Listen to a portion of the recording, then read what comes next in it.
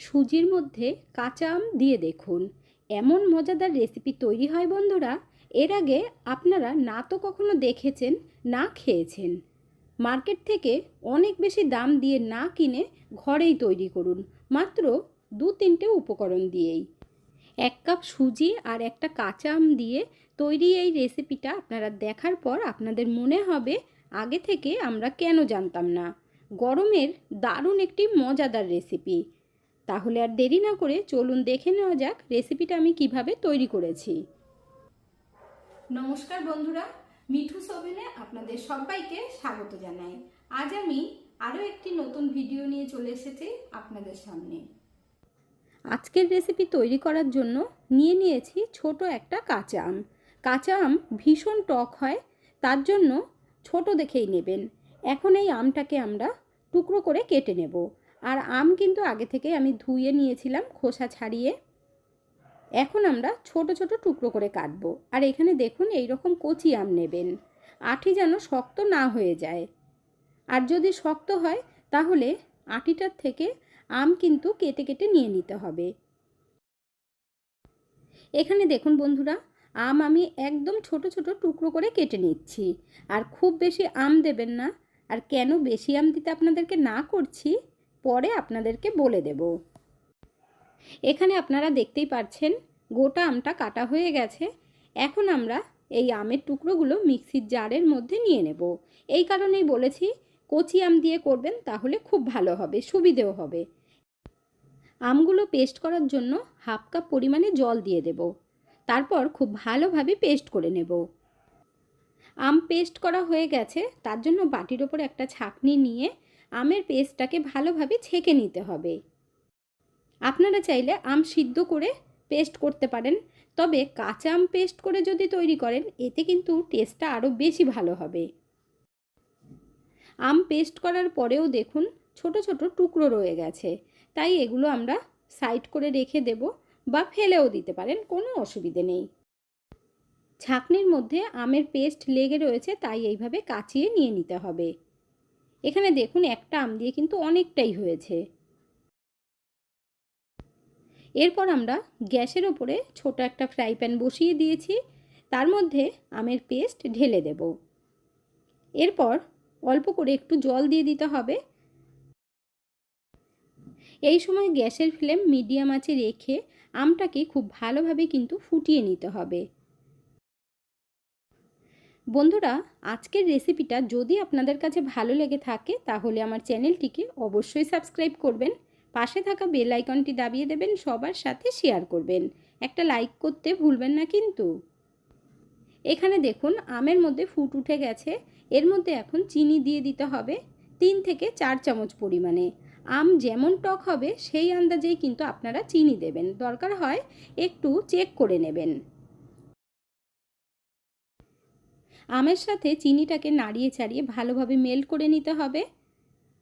তারপর দেখতে পারবেন খুব সুন্দর জেলির মতো হয়ে গেছে। গ্যাসের ফ্লেম কিন্তু বাড়ানো যাবে না, তাহলে নিচ থেকে পুড়ে যাবে। এখানে দেখুন বন্ধুরা কত সুন্দর জেলি মতো হয়ে গেছে। এখন কিন্তু আর আমরা ফুটাবো না। এই সময় গ্যাসের ফ্লেম বন্ধ করে ঠান্ডা করে নিতে হবে আমের এই জেলিটা।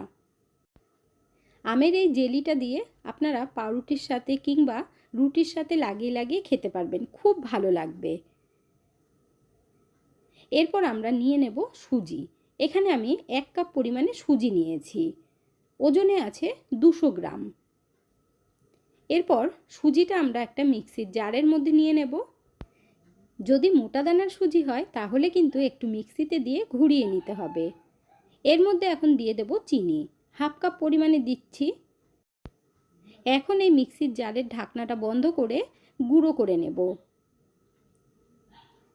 এখানে দেখুন বন্ধুরা গুঁড়ো করা হয়ে গেছে, আপনাদেরকে দেখিয়ে দিচ্ছি, অনেকটা পাউডারের মতো হয়ে গেছে।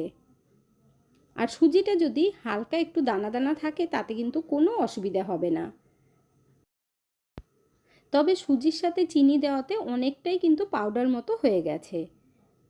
এখন এই সুজি আর চিনিটা আমরা একটা মিক্সিং বোলের মধ্যে ঢেলে নেব।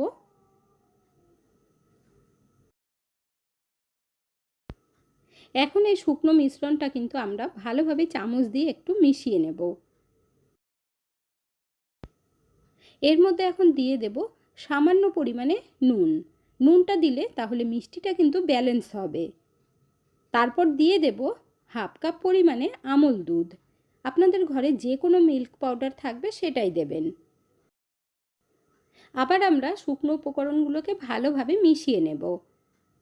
আর এর মধ্যে যদি একটু দানা দানা থেকে যায় সেটা কিন্তু ভালোভাবে ভেঙে দিতে হবে। মিশিয়ে নেবার পর দেখুন বন্ধুরা, একদম পাউডার মতো হয়ে গেছে। আমরা কিন্তু এখন সুজির ব্যাটার তৈরি করব। তার জন্য নিয়ে নিতে হবে উষ্ণ গরম জল, মানে ঠান্ডা কেটে যাবে আর গরমও থাকবে না। যেহেতু এতে মিল্ক পাউডার দেওয়া আছে, তাই উষ্ণ গরম জল দিলে মেশাতে সুবিধে হবে। তারপর একটা হ্যান্ড উইক্স বা চামচ দিয়ে এভাবে খুব ভালোভাবে কিন্তু মিশিয়ে নিতে হবে। এর মধ্যে এখন দিয়ে দেব সাদা তেল 1/4 কাপ, মানে 6 চামচ পরিমাণে দিয়ে দেবেন। তেলটা দিয়ে খুব ভালোভাবে কিন্তু ফেটিয়ে নিতে হবে বন্ধুরা। আজ আমরা দারুণ মজাদার একটি কেক তৈরি করব। তার জন্য এই ব্যাটার কিন্তু খুব ভালোভাবে ফেটিয়ে নিতে হবে। সুজির ব্যাটার আমাদের তৈরি করা হয়ে গেছে। এখানে 1 কাপ পরিমাণে জল নিয়েছিলাম, 1/4 কাপ জল আমাদের লেগে গেছে ব্যাটার তৈরি করতে। এখন এই সুজির ব্যাটার আমরা 10 মিনিটের জন্য ঢেকে রেস্টে রেখে দেব। তাতে করে সুজিটা আরেকটু ভালোভাবে ফুলে যাবে। 10 মিনিট হয়ে গেছে, এখন ঢাকনাটা তুলে নিচ্ছি।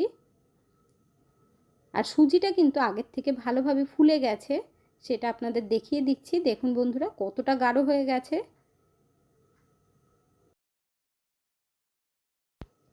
এখন এই সুজির ব্যাটারের মধ্যে আমরা 1 চামচ পরিমাণে জল দিয়ে দেব। তারপর খুব ভালোভাবে আবারও ফেটিয়ে নিতে হবে। এখানে দেখুন বন্ধুরা, সুজির ব্যাটার আমাদের একদম পারফেক্ট আছে।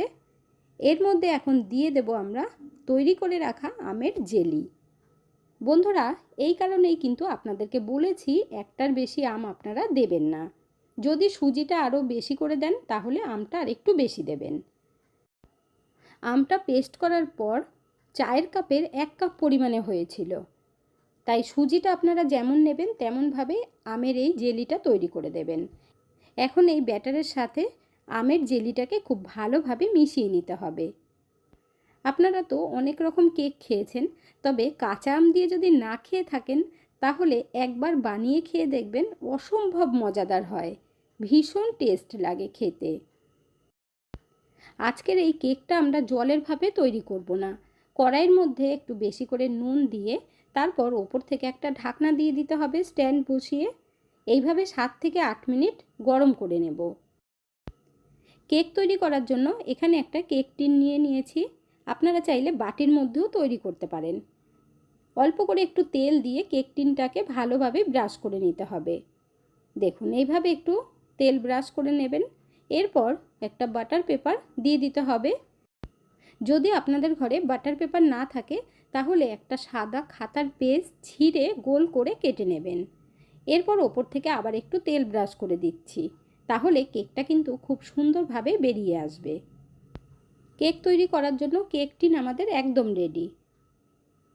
কেকের ব্যাটারের মধ্যে আমি সামান্য পরিমাণে গ্রিন ফুড কালার দিয়েছি, পুরোপুরি অপশনাল, আর সেটা আপনাদেরকে দেখাতে পারলাম না, আমি ভীষণ দুঃখিত। এখানে আপনাদেরকে ছোট্ট একটা টিপস দিয়ে দিচ্ছি কেকটাকে স্পঞ্জি বানানোর জন্য। তার জন্য নিয়েছি 2 চামচ লিকুইড দুধ, আর এর মধ্যে দিয়ে দিচ্ছি 1 প্যাকেট ইনো। ইনো দেবার পর খুব ভালোভাবে মিশিয়ে নিলেই দেখবেন ফোমের মতো তৈরি হয়ে যাবে। ইনো যদি দুধের মধ্যে মিশিয়ে কেকের ব্যাটারের মধ্যে দেন, ডাইরেক্ট না দিয়ে, এতে করে কেকটা ভীষণ স্পঞ্জি হবে। আপনারা যদি এই ছোট্ট টিপসটা ফলো করেন তাহলে দেখবেন আপনাদের কেকও খুব সুন্দর স্পঞ্জি, নরম, তুলতুলে হবে। এখন আমরা এটা পুরোটাই কেকের ব্যাটারের মধ্যে দিয়ে দেব। আর যদি আপনারা ইনো দিতে না চান সেই ক্ষেত্রে বেকিং পাউডার আর বেকিং সোডা দিয়ে দেবেন। ইনো দেবার পরে খুব ভালোভাবে মিশিয়ে নিতে হবে। ফুড কালারটা আমি একটু অল্প করে জল দিয়ে মিশিয়েছিলাম, সেটা একটু বেঁচে গেছে, দেখুন দিয়ে দিচ্ছি। কালারটা অনেকটাই হালকা হয়েছে, তাই অল্প করে দিয়ে দিলাম। আপনারা যদি ফুড কালার না দিতে চান তাহলে এমনিই করবেন। এখানে দেখুন ব্যাটার আমাদের একদম পারফেক্ট আছে। এখন এই সুজির ব্যাটার আমরা কেক টিনের মধ্যে ওপর থেকে ঢেলে দেব। একটু ওপর করে ঢালবেন, তাহলে ভেতরে আর কোনো রকম হাওয়া ঢুকে যাবে না। এখন আমরা কেক টিনটাকে ধরে একটু ট্যাপ ট্যাপ করে দেব। যদিও কোনো রকমভাবে হাওয়া ঢুকে থাকে সেটাও কিন্তু বেরিয়ে যাবে। কেক তৈরি করার জন্য একদম রেডি। এখন আমরা গ্যাসের কাছে চলে যাব, আর খুব ভালোভাবে গরম হয়ে গেছে। এর মধ্যে এখন কেক টিনটাকে আস্তে আস্তে করে বসিয়ে দিতে হবে। দেখবেন আবার হাতের মধ্যে ছ্যাঁকা না লেগে যায়। কড়াইয়ের ঢাকনা দিয়ে ঢাকা যাবে না বলে আমি এখানে একটা বড় বাটি নিয়ে নিয়েছি, তারপর ঢেকে দিচ্ছি। আর গ্যাসের ফ্লেমটাকে লো আঁচে রেখে 40 থেকে 45 মিনিট বেক করে নেব। পুরো 45 মিনিট বাদে ঢাকনাটা আমরা তুলে নেব। আর দেখুন বন্ধুরা, কত সুন্দর কেক আমাদের তৈরি হয়ে গেছে। এখন একটা টুথপিক দিয়ে চেক করে নিতে হবে। দেখুন টুথপিকের মধ্যে কিন্তু একটুও লেগে নেই। আর যদি আপনাদের মনে হয় একটু চেক করবেন, তাহলে কিন্তু 30 মিনিট বাদে একবার ঢাকনা তুলে দেখে নিতে পারেন। আর যদি মনে হয় কেকটা একটু নরম আছে মাঝখানটা, তাহলে আরও 10 মিনিট আপনারা বেক করে নেবেন। এখন আমরা কেকটা নাবিয়ে খুব ভালোভাবে ঠান্ডা করে নেব। এখানে দেখুন বন্ধুরা, কেক কিন্তু খুব ভালোভাবে ঠান্ডা হয়ে গেছে, আর চারদিক থেকেই কিন্তু ছেড়ে দিয়েছে। কেক যদি খুব ভালোভাবে বেক হয় তাহলে দেখবেন সাইড থেকে ছেড়ে দেবে। এখন আমরা ওপর থেকে একটা প্লেট দিয়ে কেকটাকে ডিমোল্ড করে নেব। আর হালকা একটু ট্যাপ ট্যাপ করলেই দেখবেন কেকটা কিন্তু বেরিয়ে যাবে, যেহেতু বাটার পেপারের নিচেও তেল দিয়েছিলাম সেই কারণে। আর দেখতেই পাচ্ছেন বন্ধুরা কত সুন্দর হয়েছে। এই রেসিপিটা দেখার পর যদি আপনারা ঘরে না তৈরি করেন বন্ধুরা, তাহলে কিন্তু দারুণ জিনিস মিস করে যাবেন। আর এত সুন্দর হয়েছে সেটা আপনারা দেখেই বুঝতে পারছেন। কালারটাও দেখুন কত সুন্দর হয়েছে, আর কেকটা দেখুন কতটা স্পঞ্জি, ভীষণ সফট হয়েছে, আর খেতেও তেমনি দুর্দান্ত টেস্ট। এখন এই কেকটাকে আমরা কেটে নেব। এর আগে আপনাদের কখনোই খাওয়া হয়নি এইভাবে কাঁচা আমের কেক। অবশ্যই একবার আপনারা তৈরি করে দেখবেন। আশা করছি আপনাদের কাছে ভীষণ ভীষণ ভালো লাগবে। কাঁচা আম দিয়ে তৈরি করে একবার খেয়ে দেখবেন, মনটাও ভরে যাবে। আর দেখুন কতটা স্পঞ্জি হয়েছে সেটাও আপনাদের দেখিয়ে দিচ্ছি। একদম নরম তুলতুলে, একটু চাপ দিলেই মনে হচ্ছে ভেঙে যাবে। বন্ধুরা এখনও পর্যন্ত যারা একটা লাইক বা কমেন্ট করেননি, অবশ্যই করে দেবেন। আপনাদের একটা লাইক আর কমেন্ট আমাকে অনেক দূর এগিয়ে যেতে সাহায্য করবে। মার্কেট থেকে অনেক বেশি দাম দিয়ে আমরা কেক কিনে এনে খাই। ঘরে একদম সামান্য উপকরণ দিয়ে যদি তৈরি করা যায়, আর এইভাবে যদি কাঁচা আম দিয়ে তৈরি করেন, তাহলে তো আরও জমে যাবে, আর বাড়ির সকলে ভীষণ খুশি হবে।